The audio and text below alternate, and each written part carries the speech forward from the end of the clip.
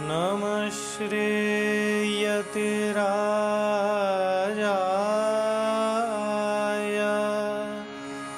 विवेकानन्दसूरये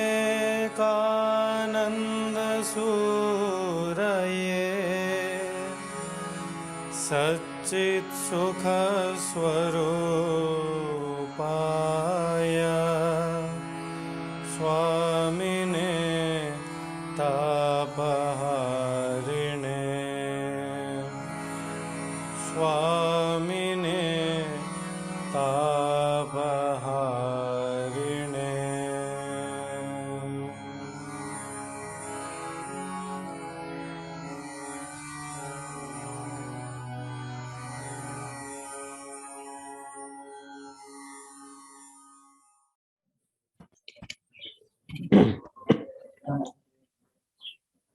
सा मे वाग्देवता निवसतु वदने सर्वदा सुप्रसन्ना। योऽन्तः प्रविश्य मम वाचमिमां प्रसुप्तां सञ्जीवयत्यखिलशक्तिधरस्वधाम्ना अन्यांश्च हस्तचरणश्रवणत्वगादीन् प्राणान्नमो भगवते पुरुषाय तुभ्यम्। अजामेकां लोहितशुक्लकृष्णां बह्वी प्रजा सृजमानां नमामः। अजायेतां जुषमाणां भजन्ते जहत्येनां भुक्तभोगान्नुमस्तान्। कपिलाय नमस्तस्मै येना विद्या दधौ येना विद्यो दधौ जगति मग्ने कारुण्यात् सांख्यमयी नौरिव विहिता प्रतरणाय।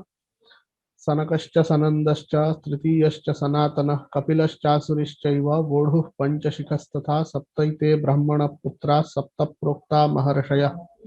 कपिलाय महामुनये मुनये तस्य शिष्याय चासुरये पंचशिखाय तथेश्वर कृष्णाय ते नमस्यामः। ओम नमः कपिलादिभ्यः सांख्य तत्व संप्रदाय कर्तृभ्य ऋषिभ्यो नमो महद्भ्यो गुरुभ्यः।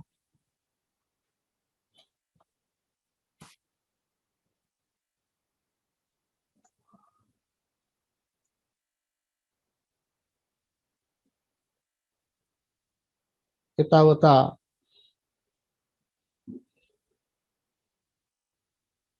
पुरुष सिद्धि प्रकारः अस्माभिः दृष्टः अस्ति।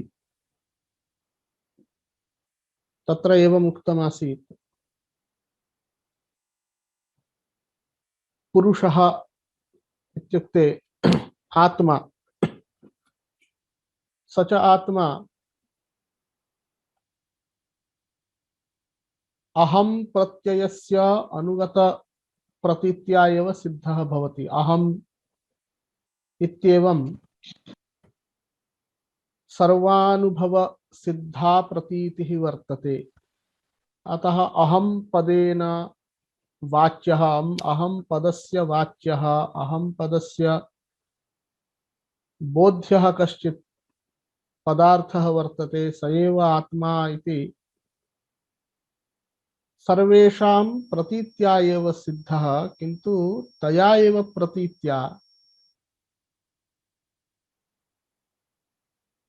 शरीरमेव आत्मा, इंद्रियमेव आत्मा, अहंकार एव आत्मा, बुद्धिरेव आत्मा इत्यपि प्रतीयते।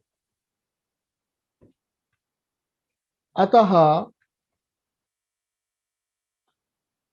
देहेन्द्रियाहंकार बुद्ध्यादि व्यतिरिक्तः पुरुषः वर्तते। एतेभ्यः भिन्नः एव पुरुषः इति साधनार्थं युक्तिः अपेक्षते, प्रयासः अपेक्षितः अस्ति।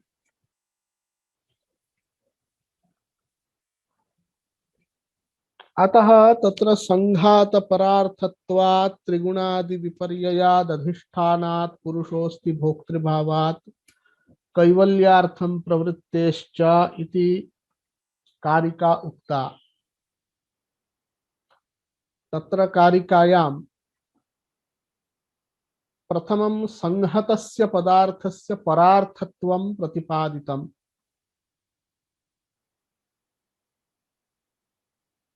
संहतस्य परार्थत्वात्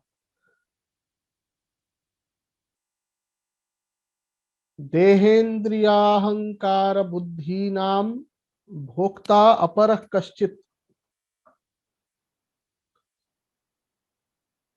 तत्रापि अव्यक्तं यत् कारणं पूर्वं साधितं तस्यैव भोगाय इदमस्तु इत्यपि वक्तुं न शक्यते, तस्यापि संहतत्वात् इति उक्तम्। प्रधानम अव्यक्तमपि संहतमेव सत्वरजस्तमसां समुदाय रूपः इति कृत्वा।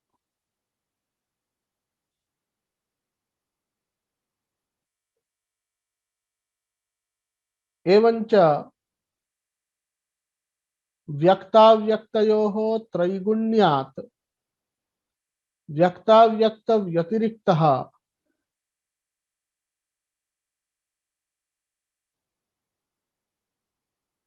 असंहतः पुरुषः वर्तते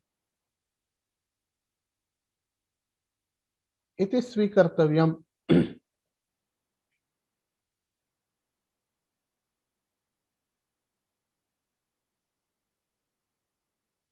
अपि च तादृशः पुरुषः त्रिगुणादि विपर्ययादपि सिद्धः भवति इति उक्तं। त्रिगुणादि विपर्ययात् इति तेन अत्रिगुणः विवेकी अविषयः असामान्यः चेतनः अप्रसवधर्मी च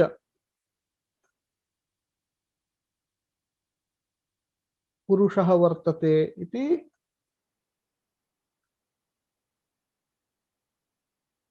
स्पष्टं विचार्य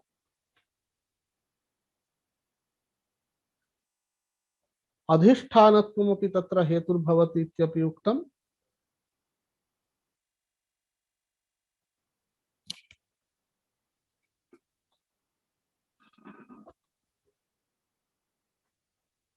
अन्ते अन्तिमा युक्तिः दर्शिता कैवल्यार्थं प्रवृत्तेश्च इति।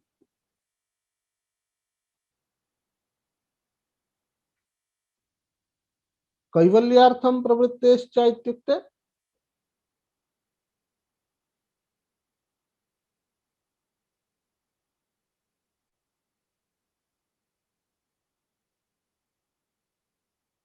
ऋषयः ज्ञानिनः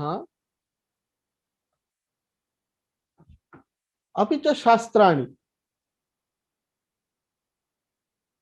कैवल्यार्थं ज्ञानिनः कैवल्यार्थं यतन्ते, शास्त्राणि कैवल्यार्थं उपदिशन्ति। कैवल्यं नाम आत्यंतिक दुःखाभावः आत्यंतिक दुःख निवृत्तिः इत्युच्यते। यदि अव्यक्तं यत् प्रधानं स्वीकृतम् अव्यक्त तत्वमेव पुरुषः स्यात्, व्यक्त तत्वं वा पुरुषः स्यात्, तर्हि अयं ऋषीणां ज्ञानिनां प्रयत्नः शास्त्रस्य च या प्रवृत्तिः तद व्यर्थं भवेत्। कुतः?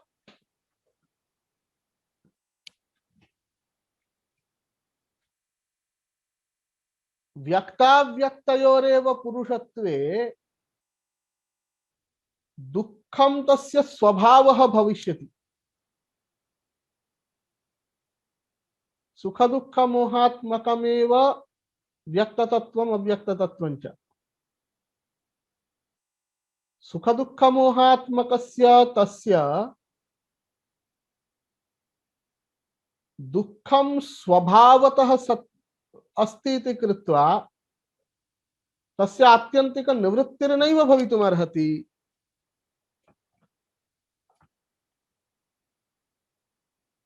एवंच कैवल्यार्थं प्रवृत्तिः या शास्त्रेषु उपदिष्टा दृश्यते, याच्च यादृशश्च प्रयत्नः ऋषीणां ज्ञानिनां दृश्यते कैवल्यार्थं, तत्सर्वं व्यर्थं भवेत्।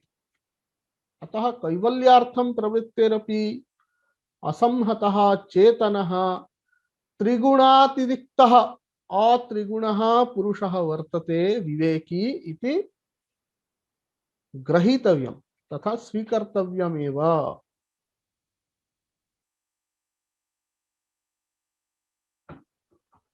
तादृशः च पुरुषः सर्वशरीरेषु एकः चेत्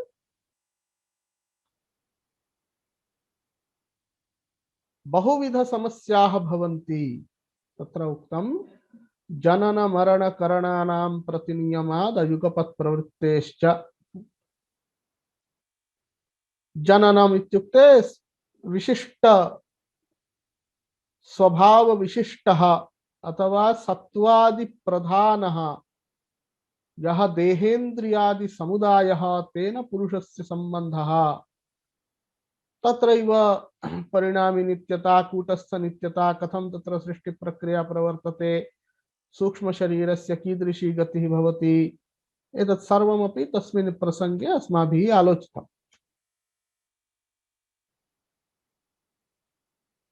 एवञ्च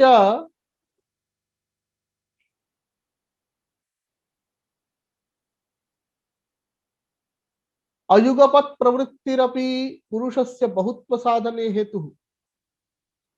यतः यदि सर्वशरीर वृत्तिः पुरुषः एकः भवेत् तर्हि अंतःकरण वृत्ति रूपस्य प्रयत्नस्य एकत्र सत्वात् एकस्मिन् अंतःकरणे एव यदि तथा प्रयासः भवति प्रवृत्तिर्भवति प्रयत्नः भवति तर्हि तादृशः प्रयत्नः पुरुषमपि संबद्धो संबध्नाति एवञ्च तत्संबद्धतया सर्वेषु अंतःकरणेषु समानविधः प्रयत्नः अपि भविष्यति तथा तु न दृश्यते।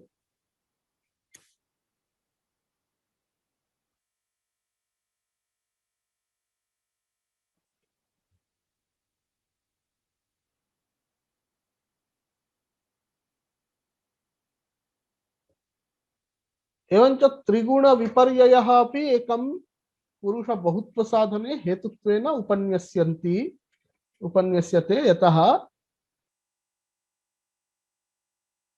यदि एक एव पुरुषः स्यात्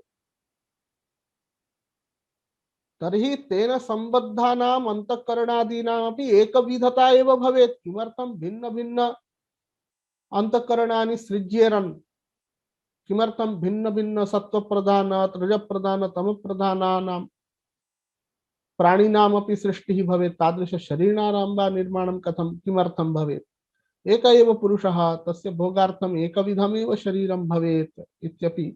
अतः अंतःकरणादीनां त्रैगुण्य विपर्ययात् तत्सम्बद्धस्य पुरुषस्यापि त्रैगुण्यं नाम बहुत्वं स्वीकर्तव्यम्। अपि च एतत् पूर्वम् उक्तमासीत् तत्र व्यक्ताव्यक्तानाम् अंतःकरणादीनां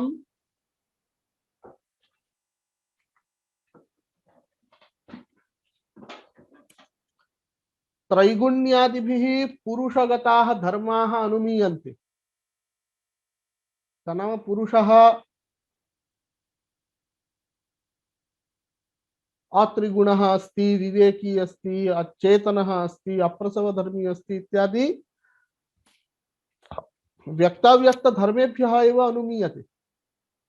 एवञ्च तेनैव व्यक्ताव्यक्तानां बहुत्वधर्मेण पुरुषस्यापि बहुत्वम् अनुमीयते। प्रतिपिण्डम् एकैकः पुरुषः एवञ्च पुरुषस्य बहुत्वमपि साधितम्। ततः अग्रे वदति पुरुषस्य विवेक ज्ञान ज्ञानोपयोगिनः धर्माः।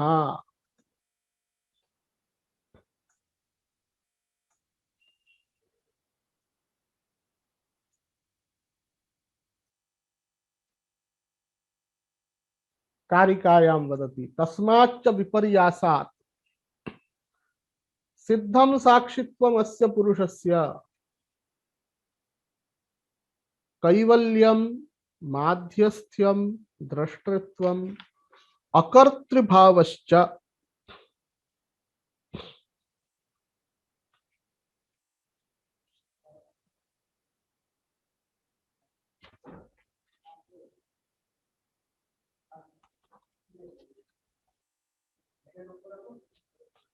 तस्माच्च विपर्यासाद् इत्युक्तम्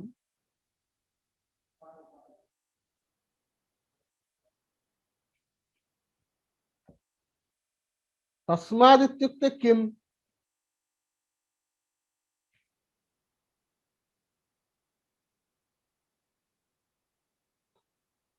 यः पूर्वमुक्तः त्रैगुण्यादि विपर्यासः तेन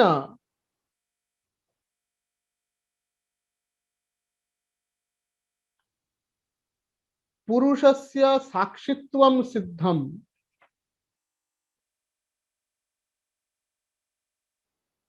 कैवल्यं माध्यस्थ्यं द्रष्टृत्वम् अकर्तृभावश्च सिद्धः भवति। कथं कारं भवति इत्युक्ते इदानीं कैवल्यं सिद्धं कथम आत्यंतिक दुःखाभावः एव कैवल्यम्। अच्छा, इदानीम् आदौ एतेषां धर्माणां स्वरूपम् अवलोकयामः। कैवल्यं नाम एतत् पूर्वमपि उक्तम्, आत्यन्तिक दुःखाभावः। माध्यस्थ्यं नाम सुख दुःख मोह रहिततया सुख दुःखयोः उदासीनत्वम्।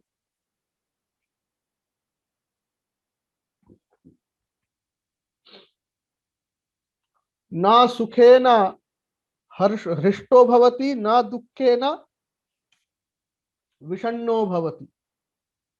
हर्षामर्ष भयोद्वेगैः मुक्तः इति गीतायाम् उक्तं, तदेव माध्यस्थ्यम् इति उच्यते। द्रष्टृत्वं नाम भोक्तृत्वं, भोक्ता एव द्रष्टा एव भोक्ता, अकर्तृभावश्च अकर्तृभावः इति तु स्पष्टमेव। कथम् एते धर्माः सिद्धाः इति चेत् इदानीं त्रिगुणत्वाभावात् पुरुषस्य कैवल्यं सिद्धं माध्यस्थ्यं च सिद्धं भवति।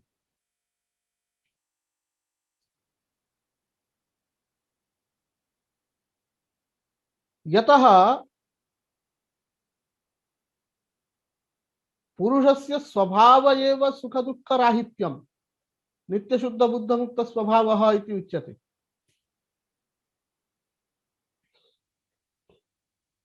नित्य शुद्ध बुद्ध मुक्त स्वभावत्वात् तस्य कैवल्यं तु स्वतः एव सिद्धं, तत्र तु दुःखं नास्ति एव। दुःखं कथं भवति तदग्रे वदिष्यति।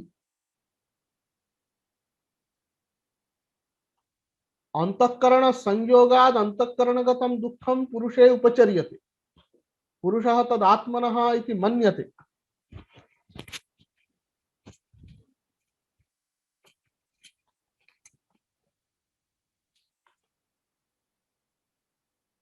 एवञ्च चेतनः अस्ति इति कृत्वा स साक्षी अपि भवति द्रष्टा अपि भवति, यतः चेतनस्यैव भोगः संभवति।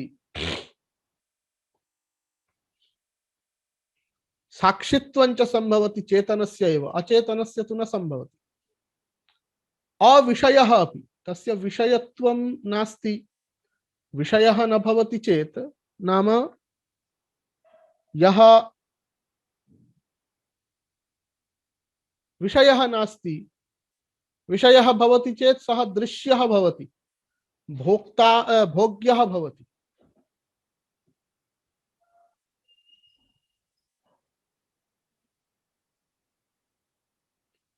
विवेकी अस्ति अप्रसवधर्मी अस्ति इति कृत्वा तस्य अकर्तृत्वमपि सिद्धम्, अकर्तृभावश्च सिद्धः।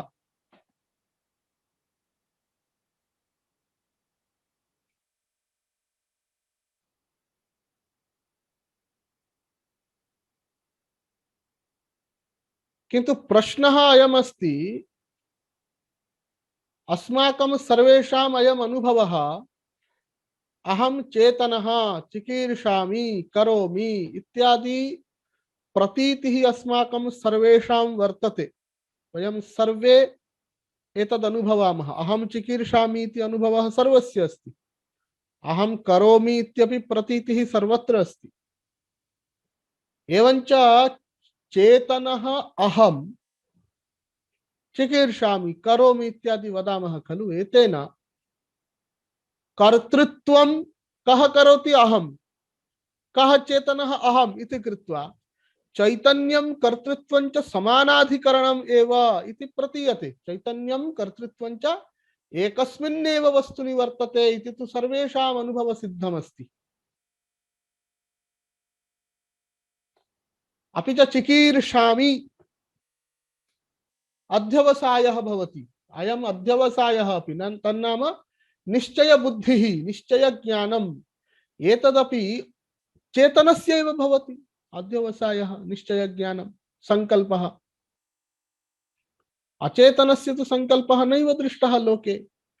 एवञ्च एतावता यदुक्तम् अंतःकरणादि व्यतिरिक्त पुरुषः इति, तत्र इयं समस्या सम्प्रति।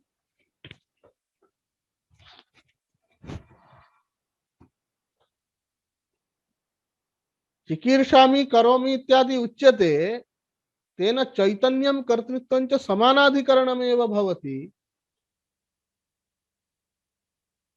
तस्य समानाधिकरण्यस्य सत्वात्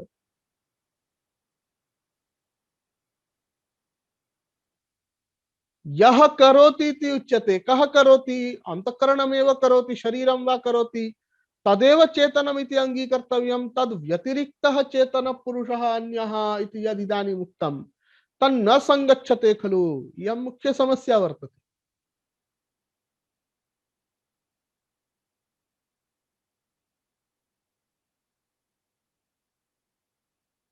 अतः एतस्य समाधानार्थम् अग्रिमकारिकां वदति। तस्मात् तत्संयोगाद् अचेतनं चेतनावदिव लिंगं गुणकर्तृत्वे च तथा कर्तेव भवत्युदासीनः। एतावता इतः पूर्वं या प्रतीतिरुक्ता चेतनः अहं चिकीर्षामि अहं करोमि इत्यादि, तादृशः अनुभवः, तादृशी प्रतीतिस्तु भ्रान्तिः भवति। कथं ज्ञायते भ्रान्तिरिति?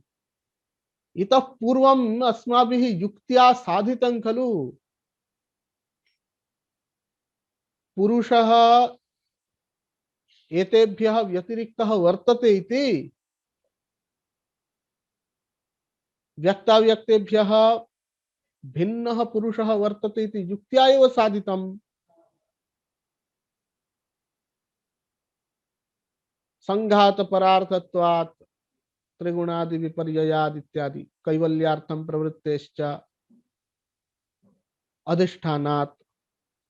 एवञ्च तैः हेतुभिः चैतन्य कर्तृत्वयोः समानाधिकरण्यं निरस्तं, तेन यः अयम् अनुभवः अस्ति, या इयं प्रतीतिः वर्तते, सा प्रतीतिः भ्रान्तिः इति अंगीकर्तव्यं। तत्तु रज्जौ सर्पवत् चेतने कर्तृत्वं रज्जौ सर्पवत् भ्रान्तिरेव।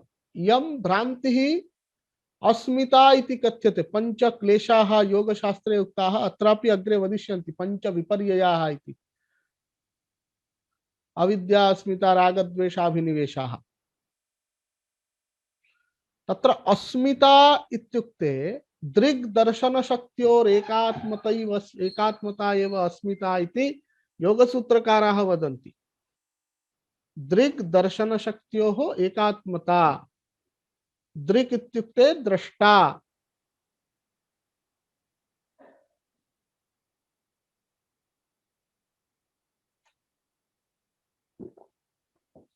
दर्शन शक्ति पदेन कर्तृत्वम् उच्यते। तयोः यद् एकात्मता अस्माभिः अनुभूयते तदेव अस्मिता। तद् बलात् एव अहं चेतनः अहं करोमि इति प्रतीतिर्जायते।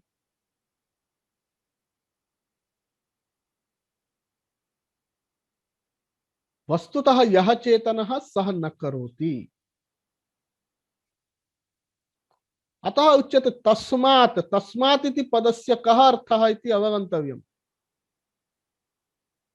पूर्वतन श्लोके तस्माच्च विपर्यासाद् इत्यत्र तस्मात् त्रैगुण्यादि विपर्यासात् इति अर्थः। अत्र तु तस्माद् इत्यनेन पूर्वं चैतन्य कर्तृत्वयोः वैयधिकरण्यं यत् साधितं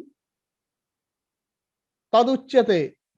चैतन्य कर्तृत्वयोः व्यधिकरणता अनुमिति सिद्धा अस्ति इति कृत्वा तत्संयोगात् पुरुषस्य गुणैः सह यः संयोगः भवति तत्संयोगः। तदेव भ्रांति बीजमस्ति। पुरुष गुणानां, गुणः इत्युक्ते सत्वरजस्तमांसि, सत्वरजस्तम आत्मकं यद् यद् व्यक्तम् अव्यक्तम् अस्ति सर्वं तेन व्यक्ताव्यक्तेन अथवा ताभ्यां व्यक्ताव्यक्ताभ्यां तैः व्यक्ताव्यक्तैः प्रधान बुद्धि अहंकार इंद्रिय शरीरादिभिः पुरुषस्य संयोगवशात् अचेतनम अपि व्यक्तम अहंकारः बुद्धिः चेतनावत् इव भवति। चेतना अस्य अस्ति इति चेतनावत्, चेतनावत् इव तन्नाम यद्यपि एतेषु महत्तत्वादि सूक्ष्म शरीर पर्यन्तं सर्वत्र चेतना नास्ति, अथापि तच्चेतना संपन्नम इव प्रतिभाति। तस्मात् चैतन्य कर्तृत्वयोः वैयधिकरण्यस्य अनुमिति सिद्धत्वात् तत्संयोगात् व्यक्ताव्यक्तयोः पुरुषेण संयोगात् अचेतनं जडं लिंगमिति एकं पदमस्ति। अग्रिम नाम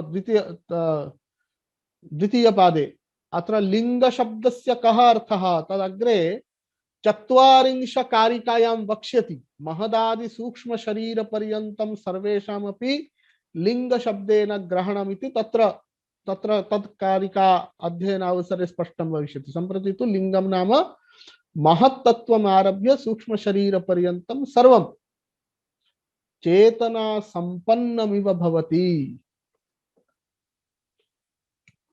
अतः वस्तुतः कर्तृत्वं तु गुणानां सत्वरजस्तमसामेव।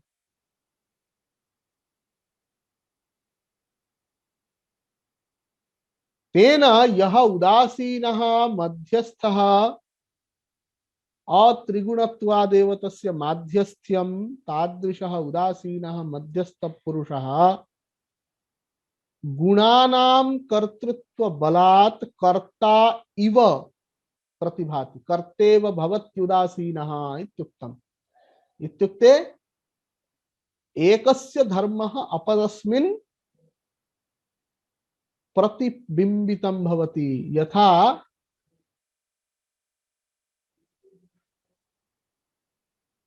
पुरुषगतं चैतन्यं लिंगे प्रतिबिंबितं भवति। महदादि सूक्ष्म शरीर पर्यन्तं सर्वं चेतना संपन्नमिव प्रतिभाति पुरुषगतेन चैतन्येन। तथैव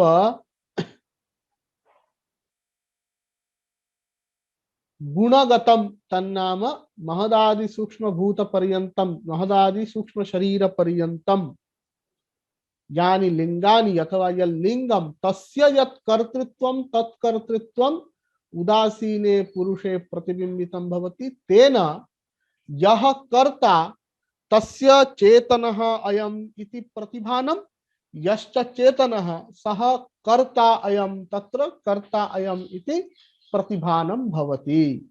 परस्परं प्रतिबिंबनं दृश्यते।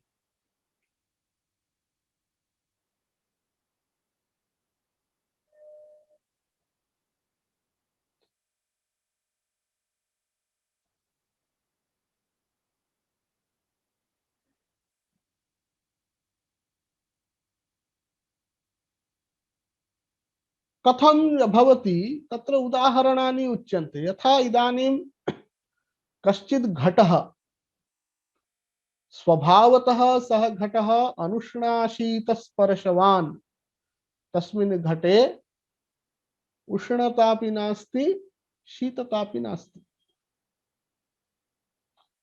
यदा तस्मिन् घटे शीतं जलं प्रवेशितं, जलं तु शीतलमस्ति, घटस्तु अनुष्णाशीतः एव आसीत्। इदानीम् अनुष्णाशीतः घटः शीत जल स्पर्श वशात शीतम प्रतिभाति, उष्णम जलम स्थापितम चेत उष्णम प्रतिभाति।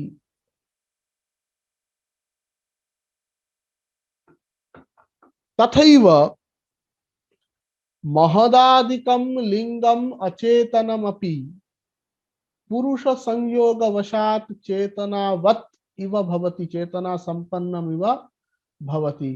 अतः अध्यवसायः यद्यपि चेतनस्यैव धर्मः, किन्तु अचेतनमपि लिंगम अंतःकरणम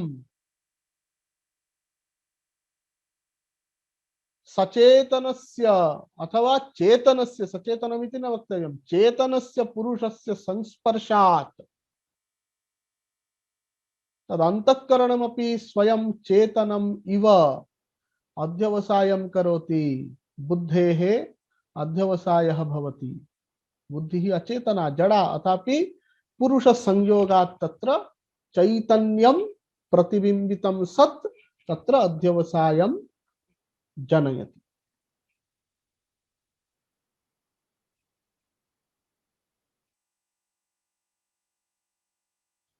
एवमेव अस्तु पुरुषगतस्य धर्मस्य चेतनारूपस्य प्रतिबिंबनम् अत्र भवतु नाम गुणे इत्युक्ते व्यक्त पदार्थे महत्तत्वे वा बुद्ध अहंकार तत्वे वा, किन्तु तद्गतं कर्तृत्वं कथं पुरुषे?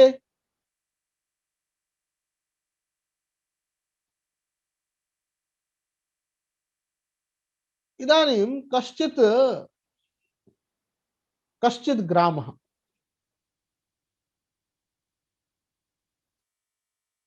तस्मिन् ग्रामे कदाचित् रात्रौ केचन चौराः प्रविष्टाः। चौराः तं ग्रामं प्रविश्य चौर्यं कृतवन्तः।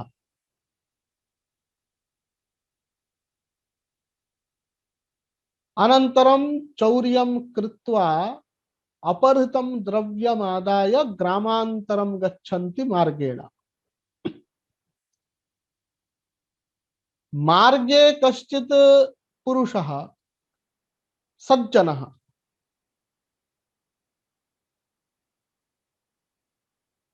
चौराणां दलं गच्छति, तत् समकालमेव तेनैव मार्गेण सः सज्जन पुरुषोऽपि गच्छति। प्रातःकाले आरक्षिभिः चौराणाम् इदं दलं निगृहीतम्। तत् समभिव्याहारात् स सज्जन पुरुषोऽपि निगृहीतः भवति। त्वमपि चौरः इति ते आरक्षिणः कथयन्ति। अयं तु चौरः नास्ति, अथापि अयं चौरत्वेन गृहीतो भवति, निगृहीतो भवति। यतः चौराणां समभिव्याहारः तत्र अस्ति, तथैव पुरुषोऽपि वस्तुतः अकर्ता, वस्तुतः सुख दुःखादिभिः अस्पृष्टः, किंतु अंतःकरण संयोगात्, व्यक्ता व्यक्त संयोगात्, त्रैगुण्य संयोगात् व्यक्ता व्यक्त धर्माः तत्रापि उपचरिताः भवन्ति। गुणाः एव, त्रिगुणाः एव कर्तृत्वेन वर्तन्ते, किंतु तद्गतः धर्मः पुरुषः अपि तद्गतेन धर्मेण पुरुषः अपि लिप्तो भवति, पुरुषोऽपि कर्ता इव भवति। अतः कर्तेव भवत्युदासीनः, परमार्थतस्तु सः अकर्ता एव।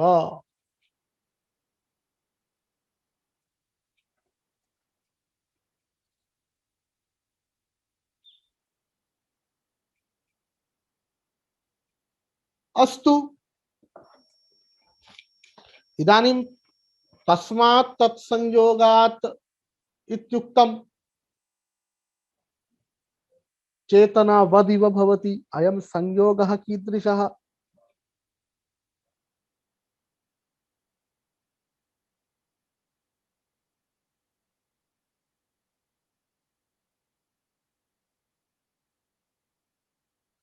संयोगाः अपि बहुविधाः भवितुमर्हन्ति।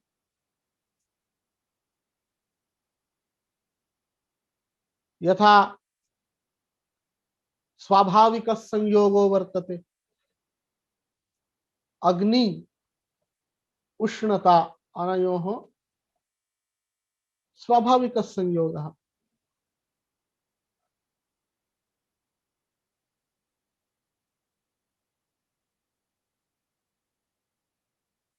कुत्रचित् आकस्मिकः संयोगः भवति। आकस्मिकः संयोगः यथा इदानीं द्रव्यद्वयमस्ति परस्परम् असम्बद्धं, घटः अस्ति पटः अस्ति, तयोर्मध्ये कथञ्चित् संयोगः जातः आकस्मिकः।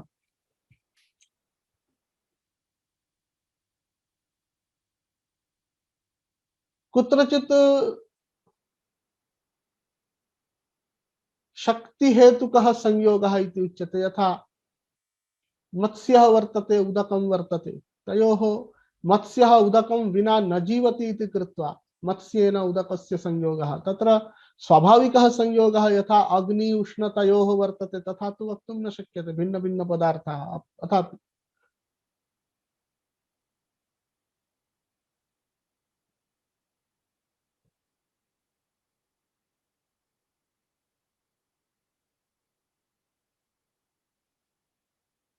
कुत्रचित्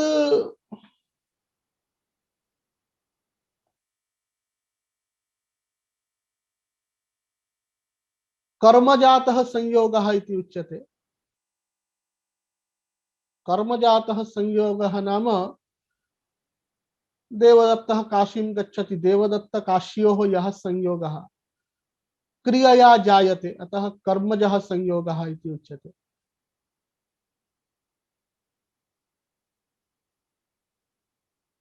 एवं बहुविधाः संयोगाः भवन्ति।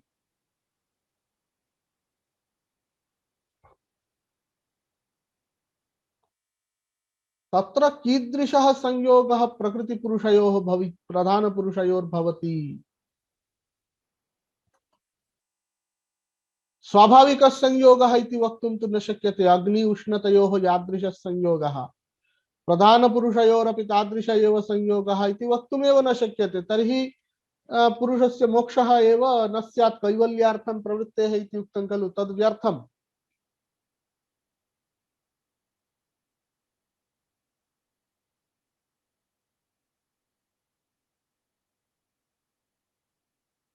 शक्ति हेतुकत्वमपि तत्कारणादेव वक्तुं न शक्यते। यदि शक्ति हेतुकः संयोगः भवेत्, यथा मत्स्यः अग्निं विना जलं विना न तिष्ठति, तथैव यदि शक्ति हेतुकः संयोगः स्यात् तर्हि पुरुषोऽपि प्रकृतिं विना नैव स्थातुम् अर्हेत्, तदपि वक्तुं न शक्यते। आकस्मिकः इत्यपि वक्तुं न शक्यते। यादृच्छिकः कथञ्चित् घटपटयोः संयोगो जातः, तदपि न घटपटयोः संयोगः आकस्मिक एव भवति, तेन कापि व्यवस्था एव न स्यात्। प्रधानपुरुषयोः संयोगः कदाचित् भवेत्, कदाचित् न भवेत्, संयोगः नष्टः, झटिति सर्वापि सृष्टिः प्रलयं गच्छति। एवमपि आकस्मिकोऽपि नास्ति, कर्मजोऽपि नास्ति। यतः प्रधानपुरुषयोः एतादृश कर्म स्वीकर्तुं न शक्यते।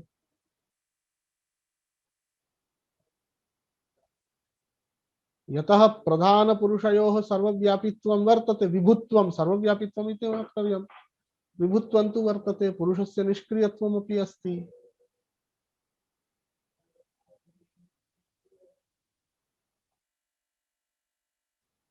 अतः कीदृशः तत्र संयोगः वक्तव्यः, अतः तत्र वदति पुरुषस्य दर्शनार्थं कैवल्यार्थं तथा प्रधानस्य पंग्वन्धवदुभयोरपि संयोगः तत्कृतः सर्गः इति उच्यते। प्रकृति पुरुष संयोगस्य किंचित् प्रयोजनमस्ति। किं प्रयोजनम्? पुरुषस्य दर्शनार्थमिति अस्ति खलु, तत्र पुरुषस्य कैवल्यार्थमिति वस्तुतः वक्तव्यं। छन्दोनुरोधात् दर्शनार्थमिति पदं पूर्वं प्रवृत्तम्। पुरुषस्य कैवल्यार्थम प्रधानस्य दर्शनार्थम, प्रधानस्य दर्शनम इत्यत्र प्रधान शब्दे कर्मणि षष्ठी वर्तते, एवंच पुरुषेण प्रधानस्य दर्शनार्थम, यतः प्रधानं भोग्यमस्ति, पुरुषः भोक्ता वर्तते, अपि च पुरुषस्य कैवल्यार्थम प्रधानेन संभिन्नः पुरुषः, इदानीमेव उक्तं प्रधानस्य संयोगवशात् पुरुषः प्रधानगतं दुःखम आत्मनः मन्यते, अहम दुःखी इति मन्यते, ततः परं कैवल्याय प्रवर्तते। एवं प्रधान संभिन्नस्य पुरुषस्य दुःखम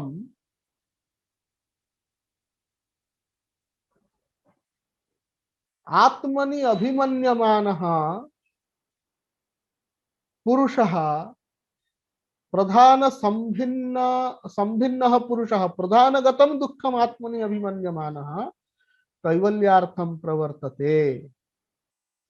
एवंच यदा तादृश प्रधान पुरुष संयोगः भवति तदा एव तत् सृष्टिः प्रारभते, सृष्टेः आरम्भः।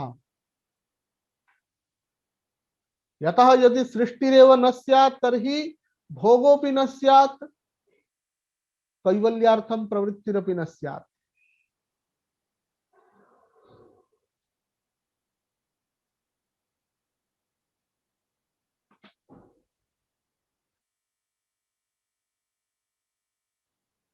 एवं पुरुषः विविध गुणयुक्तां प्रकृतिं द्रक्ष्यामि इति तेन सह प्रधानेन सह संयुज्यते। अजायेताम जुषमाणां भजन्ते इत्युक्तम्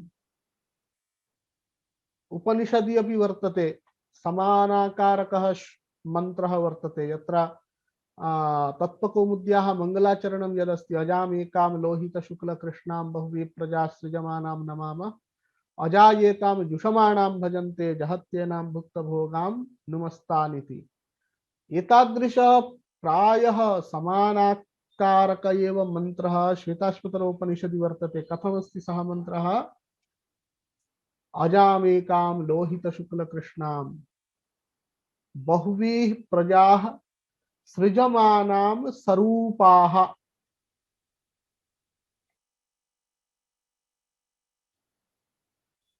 अजो ह्येको जुषमाणोऽनुशेते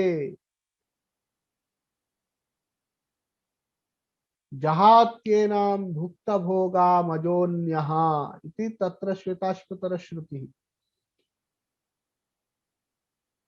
एका लोहित शुक्ल कृष्ण अजा वर्तते प्रधानम प्रकृतिः, सा समान रूप विशिष्टाः बहुवीः प्रजाः सृजति।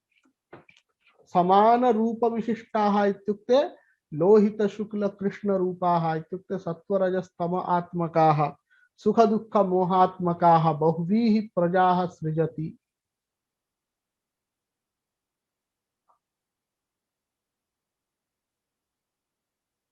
केचन अजाः पुरुषाः एनां प्रकृतिं जुषमाणाः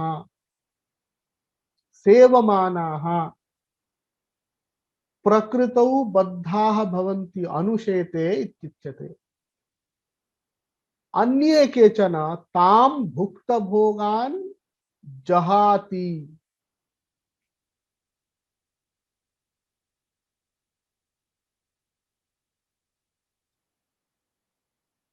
एवंच केचन पुरुषाः प्रकृतेर्भोगार्थं प्रकृतेः दर्शनार्थं त्रिगुणात्मिका इयं प्रकृतिः नानारूपधारिणी तां द्रक्ष्यामि इति प्रकृत्या सह संयुक्ताः भवन्ति।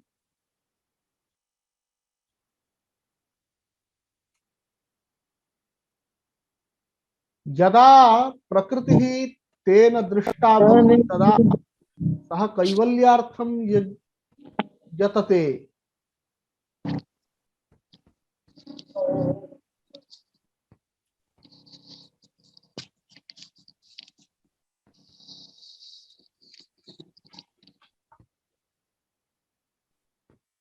दृष्टान्तः उच्यते तत्र यथा कश्चिद् राजा कश्चिद् अधिकारी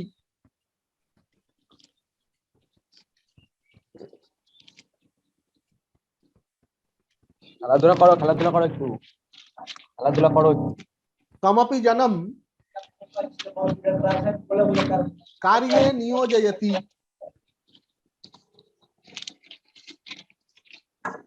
अयं मम कार्यं साधयिष्यति इति राजा चिन्तयति यह कार्यं करोति सोपि भृतिं दास्यति वेतनं दास्यति इति चिन्तयति एवं परस्परमपि प्रयोजनमस्ति।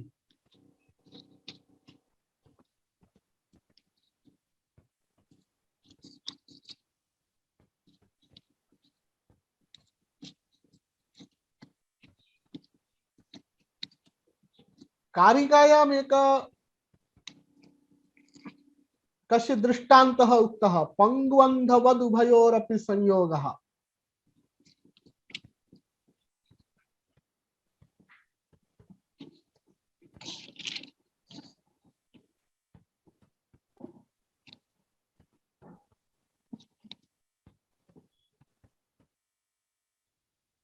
कश्चित् अंधः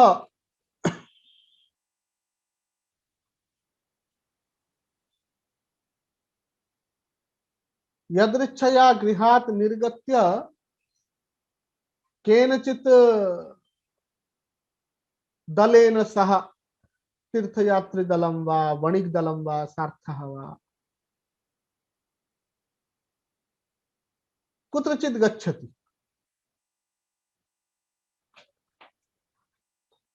मध्ये मार्गं तस्य दलस्य उपरि दस्यवः पतन्ति। दस्युभिः सह तद् यद्दलं यदस्ति वणिक्दलं वा तीर्थयात्रिणां तीर्थदलं वा तेषां लुण्ठनादिकं क्रियते, मारणतारणादिकं क्रियते। अयम् अन्धोऽपि तेन कथञ्चित् अभिहतः पीडितः ताडितः तत्रैव मार्गे कुत्रचित् पतितो भवति। पूर्वं तु दलस्य अन्य सदस्याः आसन्, ते अस्य अन्धस्य सहायं कुर्वन्ति स्म। सम्प्रति तु तेषामेव स्थितिर्नास्ति, ते कथं संयोगं कुर्वन्ति। अयं कुत्रचित् वृक्षस्य अधः पतितः भवति।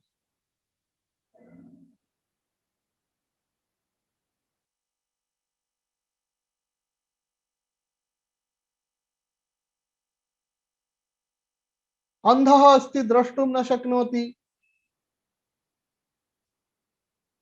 इतस्ततः अटति। मध्ये मार्गं कश्चित् पुरुषः तेन सह मिलितः। अयं पुरुषः पङ्गुः वर्तते।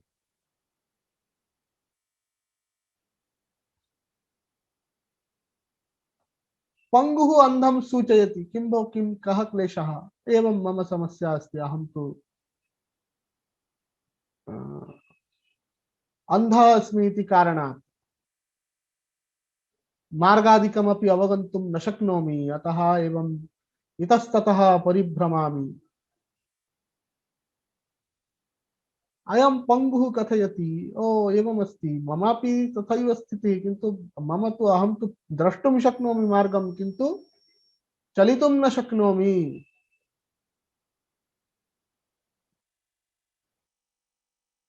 अतः अहं चलितुम् असमर्थः, मार्गदर्शने समर्थः। भवान् दर्शने असमर्थः, चलने शक्तः।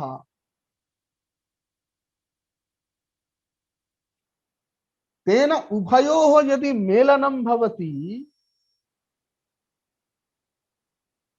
अंधः यदि पंगुं स्कंधम् आरोप्य नयति तर्हि उभयोरपि दुःख परिहारः भविष्यति, उभयोरपि कार्यम सेत्स्यति। दर्शने असमर्थः अंधः चलने समर्थः पंगुम स्कंधम आरोपयति चेत पंगुः मार्गम दर्शयिष्यति तेन अंधस्य लक्ष्य प्राप्ति भविष्यति। चलने दर्शने समर्थः चलने असमर्थः अंधः अपि गन्तुं शक्नोति।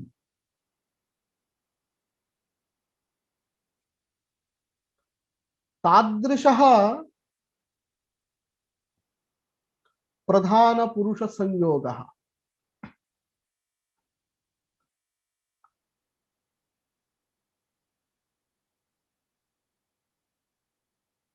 अत्र दृष्टांत दार्ष्टान्तिकाभ्यां कः पंगुः कः अंधः इत्यपि स्पष्टमेव प्रतीयते।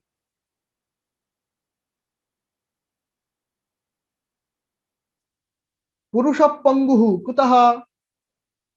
सः चलितुं न समर्थः, अक्रियः, निष्क्रियः, किन्तु द्रष्टुं समर्थः, द्रष्टा।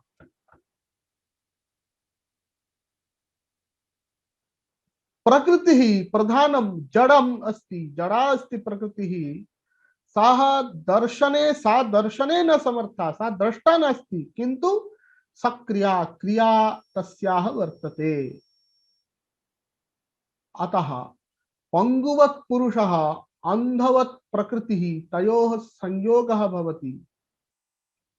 तेन संयोगेन प्रधानं पुरुषस्य मोक्षं कारयति। प्रधानं पुरुषं प्रकृतिः पुरुषं मोक्षपर्यन्तं नयति। कैवल्यार्थं प्रवृत्तिः कथं? यदा प्रकृतेः दर्शनं सम्पन्नं भवति तदा एव। पुरुषोऽपि प्रधानं दृष्ट्वा मोक्षं गच्छति। इति प्रधानस्यापि कार्यं सिद्धं भवति। अहं प्रधानं तदा प्रकृतिः। यथा नर्तकी, एतत् आरम्भदिनेषु अस्माभिः विचारितमासीत्। नर्तकी रङ्गे नृत्यं करोति, प्रेक्षका मां पश्येयुः। तथैव प्रकृतेरपि भोग्यत्वं तत् सार्थकं भवति। अतः एतादृशः यः पंगवन्धवत् संयोगः प्रधान पुरुषयोः, ससंयोगः सृष्टिं जनयति तत्कृतः सर्गः।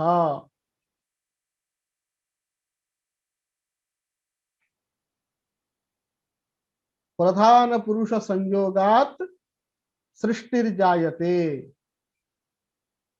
तन्नाम महदादीनां शरीरापर्यन्तं भूतपर्यन्तं सर्वेषाम् अव्यक्तदशातः व्यक्तावस्थापन्नता संभवति।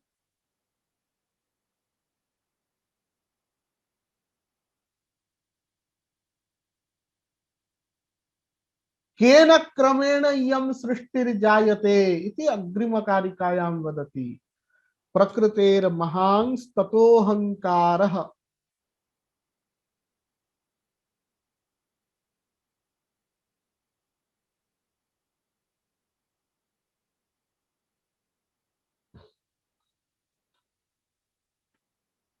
तस्माद् गणश्च षोडशकः। तस्मादपि षोडशकात् पंचभ्यः पंचभूतानि प्रकृतेः महान् प्रधानात् महत्तत्वस्य उत्पत्तिः। ततः महत्तत्वाद् अहंकारः। अहंकारात् षोडशकः गणः, षोडश पदार्थानां गणः। षोडश पदार्थेषु पंचभ्यः पंचानां भूतानां उत्पत्तिर्जायते।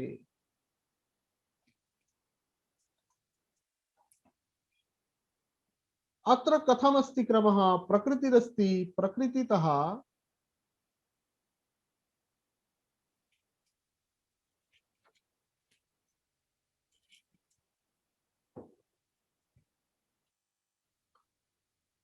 प्रकृतिः अलिंगम, तत्र प्रकृतिः लिंगम नास्ति।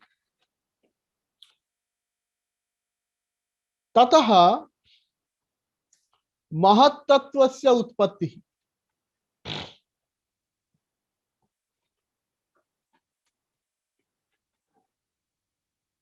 महत्तत्वात् अहंकार तत्वस्य उत्पत्तिः।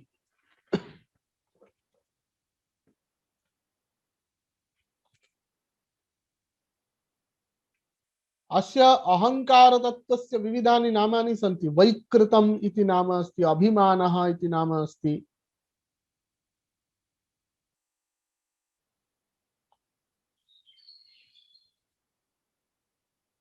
तस्माद् अहंकारात् षोडशानां गणः उत्पद्यते इति उच्यते।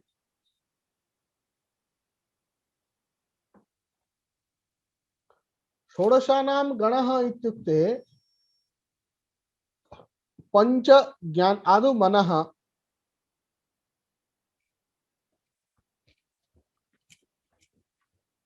पंच ज्ञानेन्द्रियाणि,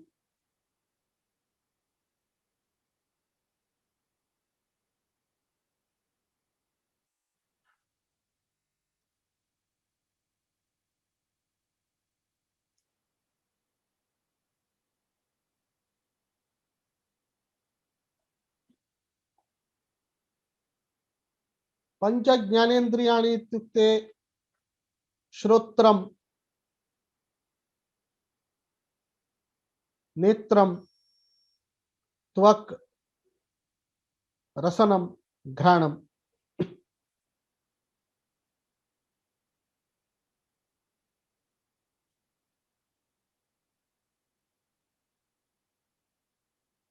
पंच कर्मेन्द्रियाणि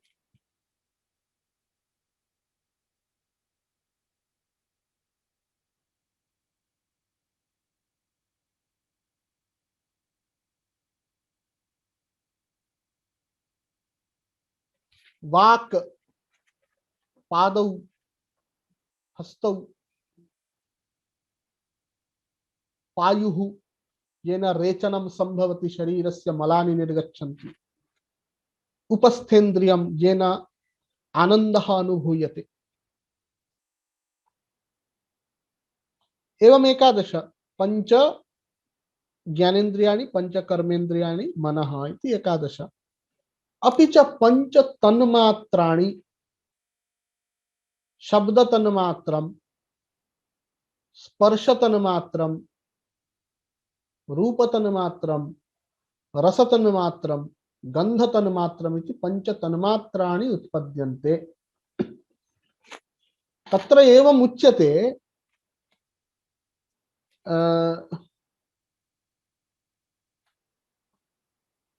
अहंकारः यः वर्तते तस्य अहंकारस्य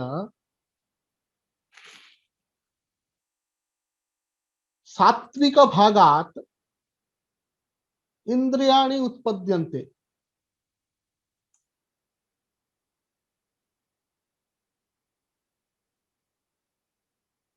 तामसिक भागात्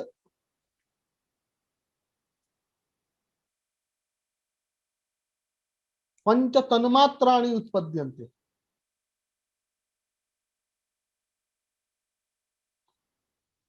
तद् अग्रे कारिकायामपि तत्र विचारः भविष्यति तस्य।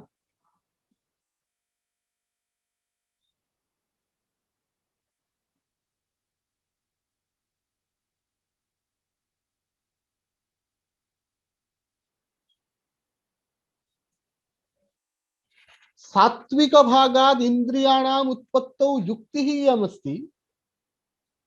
इंद्रियाणि तावत् प्रकाशकानि सन्ति, विषयस्य प्रकाशनं कुर्वन्ति।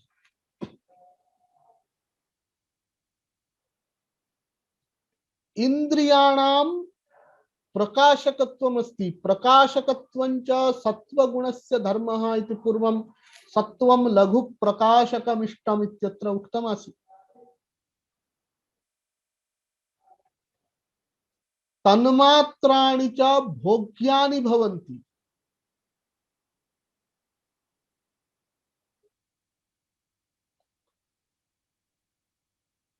तन्मात्राणां भोग्यत्वात् विषयत्वात् तानि तावत् बुद्धिम् आवृणोति, तानि एव वस्तुतः मोहस्य कारणमस्ति। अतः तत् तामसात् अहंकारस्य तामसभागात् जायते। अनन्तरं राजसः यः भागः अस्ति, राजसभागात् उभयं जायते, इत्युक्ते उभयत्रापि रजस्संयोगः तु वर्तते।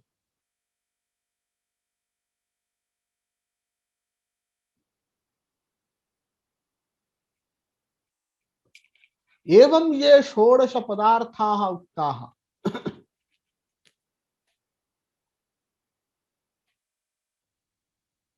एतेषु षोडश पदार्थेषु यानि पंच तन्मात्राणि तामसिकानि, तेभ्यः पंच तन्मात्रेभ्यः पुनः इंद्रिय गोचराणां महाभूतानां उत्पत्तिर्जायते।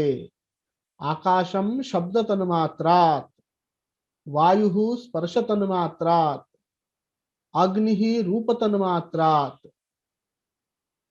जलम रस तन्मात्रात्, पृथ्वी तत्वं गंध तन्मात्रात् उत्पद्यते।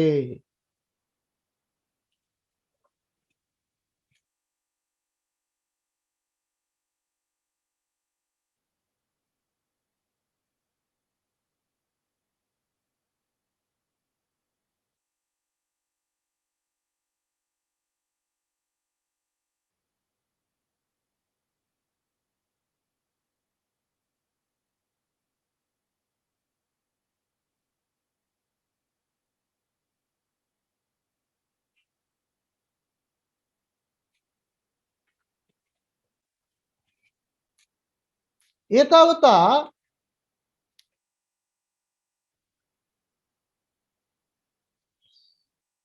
यत् आरंभे ग्रंथकारेण प्रतिज्ञातमासीत् व्यक्ताव्यक्तज्ञ विज्ञाना दुःखत्रयाभिघाता जिज्ञासा तदपघातके हेतौ दृष्टे सा पार्थाचेन नैकान्तात्यन्ततो भावादित्युक्त्वा दृष्टवदानुश्रविकः सहि अविशुद्धिक्षयातिशय युक्तः तद विपरीत श्रेयान् व्यक्ताव्यक्तज्ञ विज्ञानादिति उक्तमासीत्। तद व्यक्ताव्यक्तज्ञ विज्ञानम, विज्ञानम नाम कीदृशम, व्यक्त पदार्थस्य लक्षणम अव्यक्त पदार्थस्य लक्षणम ज्ञस्य पुरुष पदार्थस्य लक्षणम यद्युक्तम तदानीमेव तस्य विज्ञानं संभवति। अनन्तरं शास्त्रेण उक्तस्य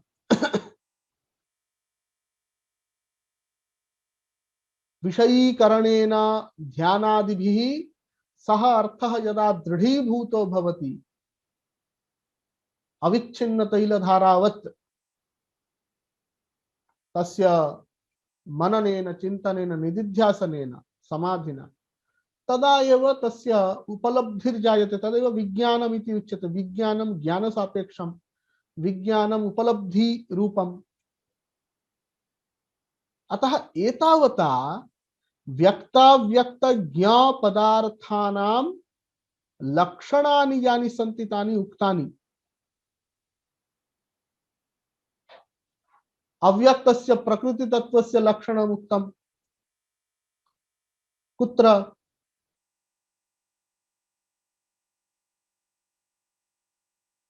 प्रकृतेः सामान्य लक्षणानि तत्र त्रैगुण्यं, विषयः सामान्यम्, अचेतनं, प्रसवधर्मी इत्यनेन प्रकृतेः सामान्य लक्षणम् उक्तम्।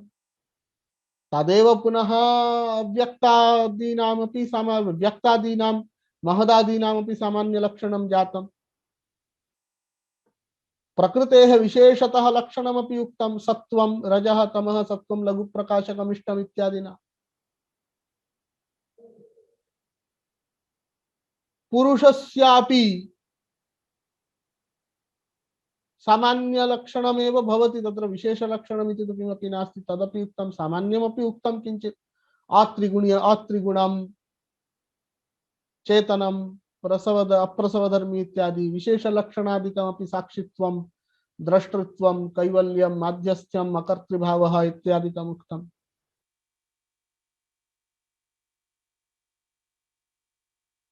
एतादृशस्य व्यक्ताव्यक्त ज्ञ पदार्थस्य स्वरूपं ज्ञात्वा श्रुत्वा मनन निदिध्यासनादिभिः तस्य दृढीकरणेनैव तद विज्ञानं जायते। तद विज्ञानं जातं चेत् तत्र एवम् उच्यते, तो व्यक्ताव्यक्तज्ञ विज्ञानस्य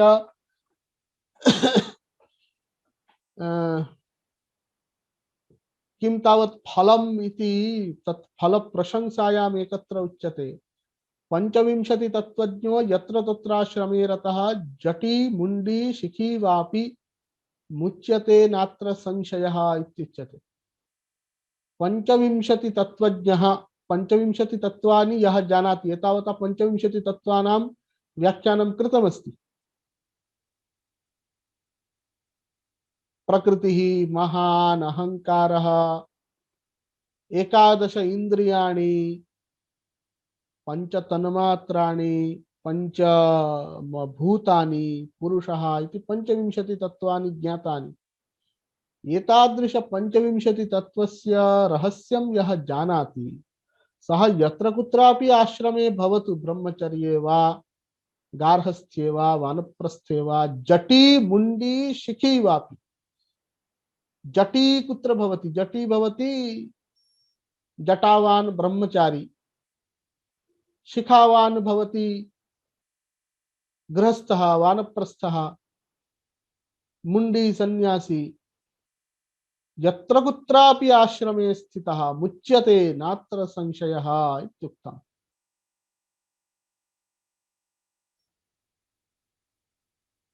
अतः एतावता पंचविंशति तत्वानां विस्तारस्तु उक्तः,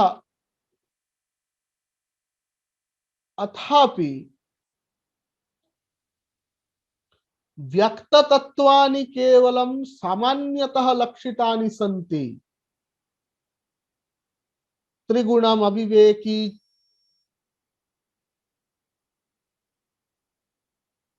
सामान्यम, अचेतनम, प्रसवधर्मी इत्यादि। किंतु व्यक्तस्य ये विशेषाः,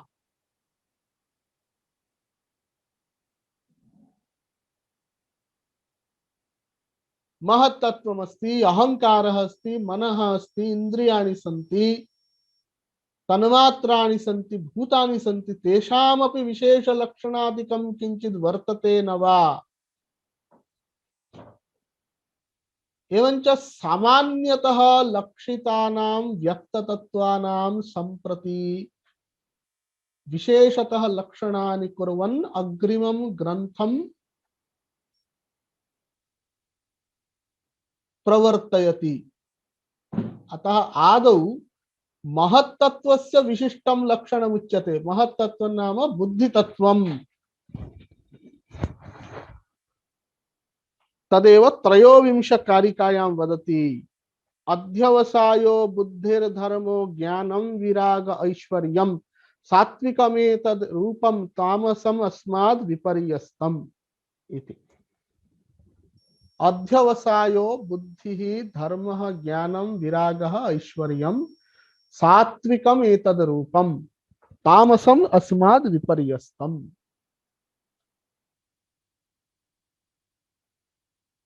बुद्धेः लक्षणं किमुक्तम्? अध्यवसायो बुद्धिः इति लक्षणम् उच्यते। अध्यवसायः निश्चय ज्ञानमेव बुद्धेर्लक्षणम्।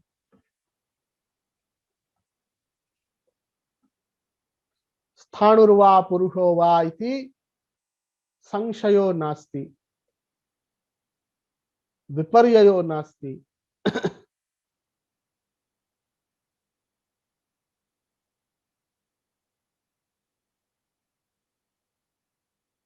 विकल्पोऽपि नास्ति।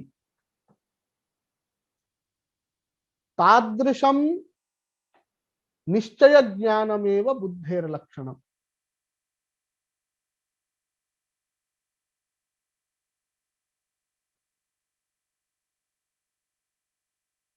एषा बुद्धिः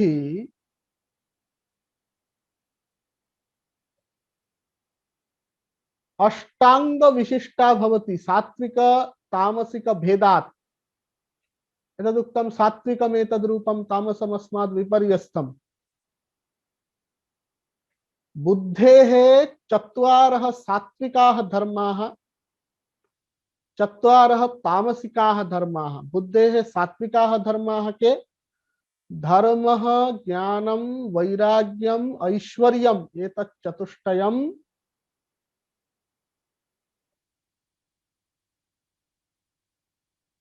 तत् सात्विकम्।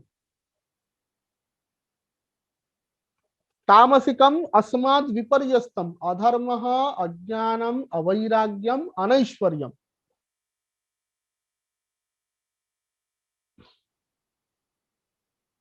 धर्मः नाम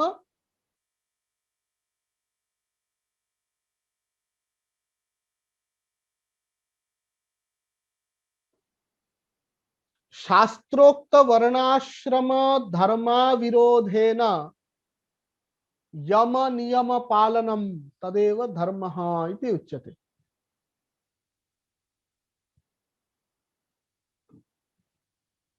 शास्त्रे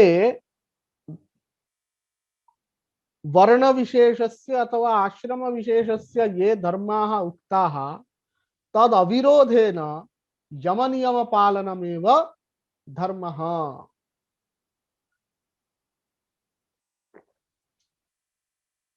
तत्र यमः अहिंसा सत्यास्तेय ब्रह्मचर्या परिग्रह यमा इत्युक्तम्, शौच संतोष तपस्वाध्यायेश्वर प्रणिधानानि नियमाः इत्युक्तम्।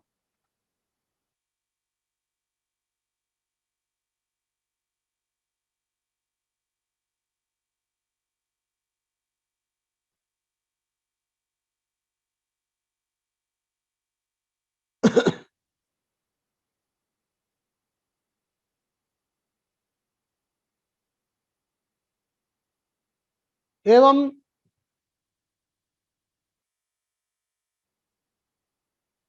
अस्य विस्तरेण चर्चा तत्र तत्र शास्त्रेषु वर्तते।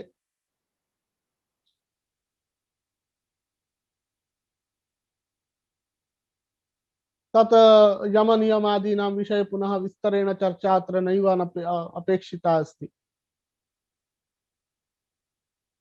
अथवा कर्तव्यं चेदपि अग्रे तत्र यदा प्रसंगः अन्यत्र कारिकायाम् आगच्छति तदा पश्यामः। ज्ञानम् इति उच्यते। ज्ञानम्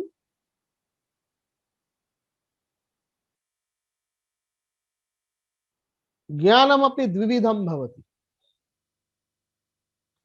एकं बाह्यम् एकम् आन्तरम्। बाह्यं ज्ञानं तत् यदुच्यते खलु अपरा विद्या इति उच्यते। द्वे विद्ये वेदितव्ये परा चैव अपरा च। अपरा विद्या तत् बाह्यं ज्ञानम्। विविध शास्त्रादीनां ज्ञानं लौकिकं ज्ञानं येन जीवनं सचलं तिष्ठति। आन्तरं ज्ञानं तु मोक्षशास्त्रेषु उपदिष्टे मोक्षशास्त्रस्य उपदेशात्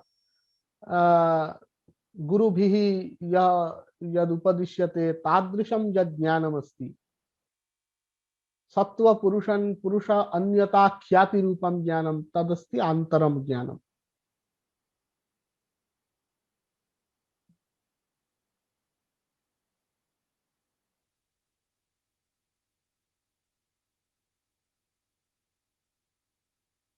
वैराग्यम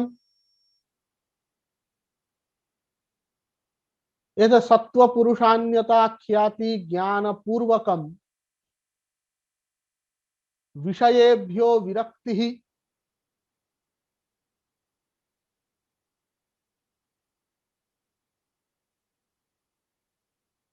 तदेव वैराग्यम इति उच्यते। तस्यापि पुनः चतुर्धा वैराग्यम भवति।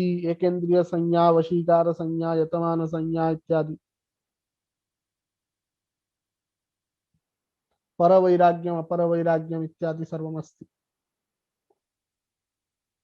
ऐश्वर्यम नाम अष्टविध विभूतयः सन्ति, अष्टैश्वर्याणि। अणिमा लघिमादीनि एतानि सात्विक धर्माः बुद्धेः धर्मः ज्ञानं विवेकः ऐश्वर्यम् तामसं तु एतद् इतः भिन्नमस्ति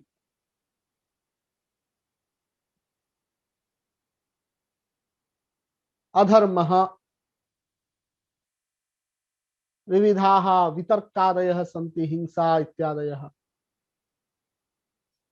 अज्ञानं लौकिकम् अज्ञानं पुनः आन्तरमपि सत्त्व पुरुष गुणकर्तृ गुणस्य पुरुषस्य च एकीभाव रूपं यद् ज्ञानं जायते यद् इदानीम् अस्माभिः अद्यैव आलोचितं तत्र चेतनोऽहं करोमि इत्यादि अवैराग्यं विषयेषु आसक्तिः अनैश्वर्यम् एते तामसिक बुद्धेः धर्माः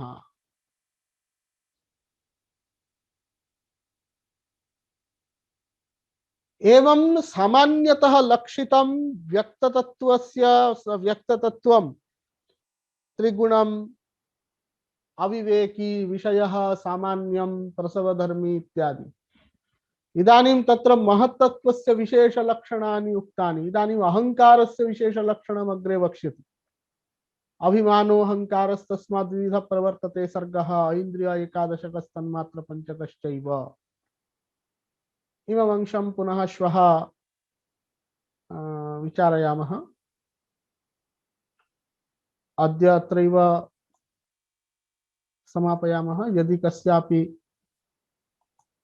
कोऽपि प्रश्नः अस्ति कृपया पृच्छन्तु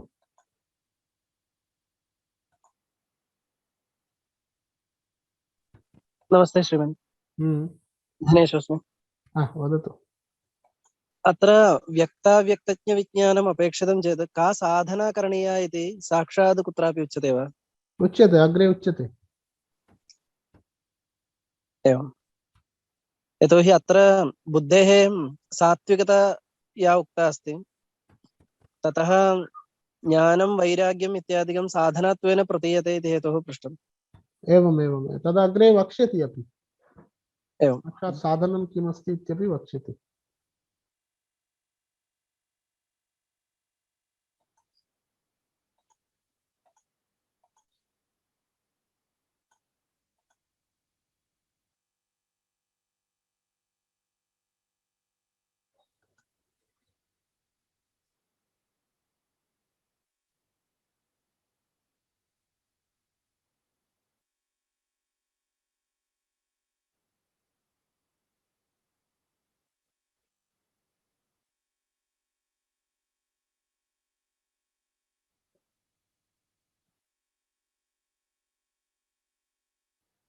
एवमेव अन्यदपि पुरुषस्य लक्षणं भवतापि न अत्र उक्तं पुरुषस्य साक्षात् लक्षणम् इति रीत्या अत्र कुत्रापि प्रतिपादनं न दृश्यते। व्यक्ताद् अथवा अव्यक्ताद् विपरीतम् इत्येव दृश्यते। न न कथञ्चित् तदस्ति कारिका खलु नष्टा वा? न न न न साक्षित्वं माध्यस्थ्यं कैवल्यम् इत्यादि उक्तं खलु तदेव साक्षात् पुरुषस्य लक्षणमस्ति तस्माच्च विपर्यासात् सिद्धं साक्षित्वमस्य पुरुषस्य साक्षित्व द्रष्टृत्व अकर्तृभावः कैवल्यं माध्यस्थ्यम् एतदेव पुरुषस्य साक्षात् लक्षणमस्ति। एवं तर्हि पुरुषः भोक्ता भवति इति यदा उच्यते तदानीं पुरुषस्य भोक्तृत्वं तु कल्पयितुं न शक्यते खलु? द्रष्टा भवति खलु द्रष्टृत्वमेव भोक्तृत्वम्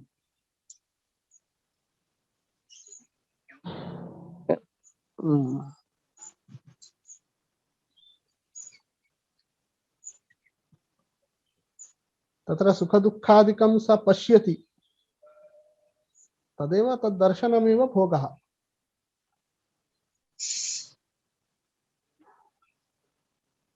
तत्र संहतः पुरुषः पश्यति इति वा अवगन्तव्यम् अथवा पुरुषः असंहतः एव पुरुषः असंहतः एव सः पश्यति केवलम् अन्यविधः भोगः तस्य नास्ति। तन्नाम तस्मिन् साक्षात् दुःखम् उद्भवति इति नास्ति। तद् दुःखं यत् शरीरादिगतं यद् दुःखम्, अन्तःकरणादिगतं यद् दुःखं, तदेव सः आत्मत्वेन अभिमन्यमानः पश्यति। एतद् मम इत्येवं पश्यति, तदेव तस्य भोगः। एवं नाम अस्मद्देशः अनुभवः इति अर्थः न स्वीकरणीयः इति। न न न, तथा नास्ति, तथा एवं नास्ति। एवं एवम् अस्तु अस्तु। एतदेव अद्वैतिनः अपि अध्यासः इति वदन्ति, अध्यारोपः इत्यादि वदन्ति खलु, तथैव अस्ति अत्रापि। एवं यतोहि भोगशब्देन अन्यथा अवगतम्। एवमेवं तद् द्रष्टृत्वमेव वस्तुतः भोक्तृत्वम् अस्ति अत्र। अस्तु, धन्यवादः।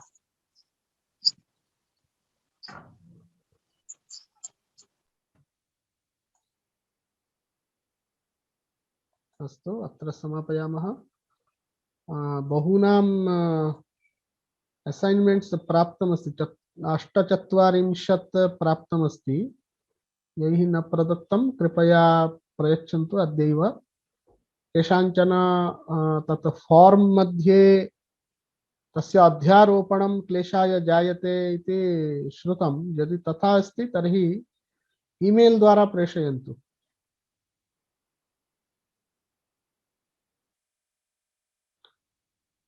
अत्र समापयामः। ओम शांति शांति शांति। हरि ओम तत्सत्। श्रीरामकृष्णार्पणमस्तु।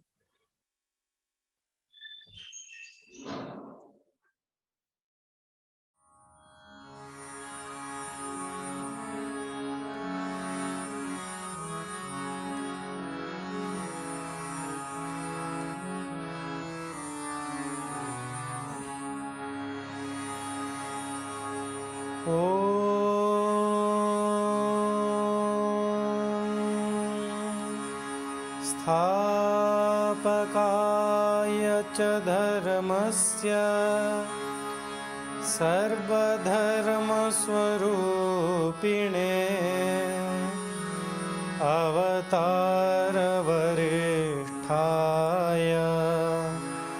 रामकृष्णाय ते नमः। रामकृष्णाय ते